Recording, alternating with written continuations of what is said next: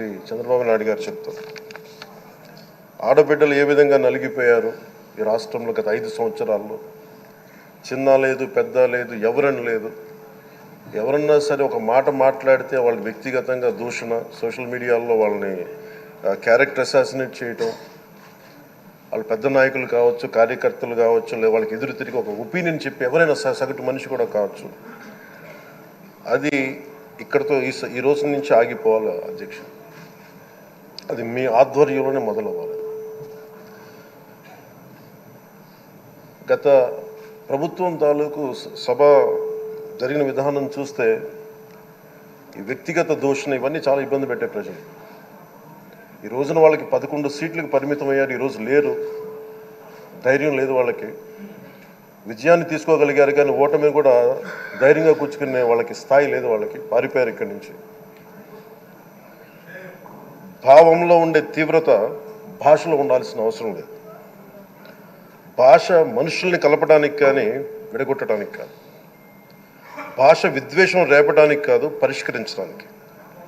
ఎంత జటిలమైన సమస్య అయినా, భయంకర సమస్య అయినా చర్చల ద్వారా పరిష్కరించుకోవడానికి కానీ వివాదం సృష్టించడానికి కాదు. ఈ సభ ఉన్నది అందుకు. కానీ మనం చూసింది వాళ్ళ దగ్గర నుంచి బూతులతోటి, వ్యక్తిగత దోషులతోటి రాష్ట్ర పురోభివృద్ధిని ఆపేశారు. అలాంటి సభ కాకుండా ఇందాక మన పెద్దలు శ్రీ గౌరవ ముఖ్యమంత్రి చంద్రబాబు గారు చెప్పినట్టుగా ఇది భవిష్యత్తుకి ఇది ఒక ప్రమాణం అవ్వాలి. 2047 వరకు ఇంత అద్భుతమైన స్థానంలో మనకి ఆంధ్రప్రదేశ్ తెలుగు జాతి ఉన్నత స్థాయికి వెళ్ళాలంటే ఈరోజు మనం వేసే ప్రతి అడుగు అది భవిష్యత్ తరాలకు ఒక నిర్దేశక ఒక టచ్ స్టోన్గా ఉండిపోవాలి, ఒక గిట్ రాయిగా ఉండిపోవాలి. ఈ రోజున ఈ సభలో ఉన్న గౌరవ సభ్యులందరూ చట్టాలు చేయడానికి ఉన్నారు, చట్టాలు ఉల్లంఘించడానికి కాదు.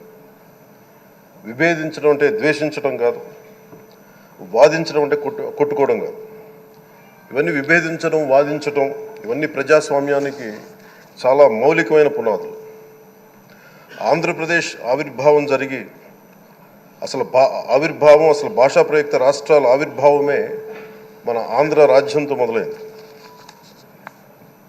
అమరజీవి పొట్టి శ్రీరాములు గారి బలిదానం మీద మన రాష్ట్రం పుట్టింది.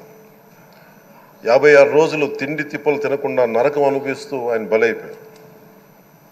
ఆయన మరణానికి చేరువవుతూ ఆమరణ నిరాహార దీక్ష చేసిన ప్రతిరోజు మనకి దాదాపు ఈ సుదీర్ఘమైన 6 దశాబ్దాల కాలం, 1.5 సంవత్సర కాలం అంటే ఆయన ప్రతిరోజు చావుకు చేరువవుతూ భోజనం లేకుండా ఆయన గడిపిన ప్రతిరోజు మనకి 1.5 సంవత్సర కాలం.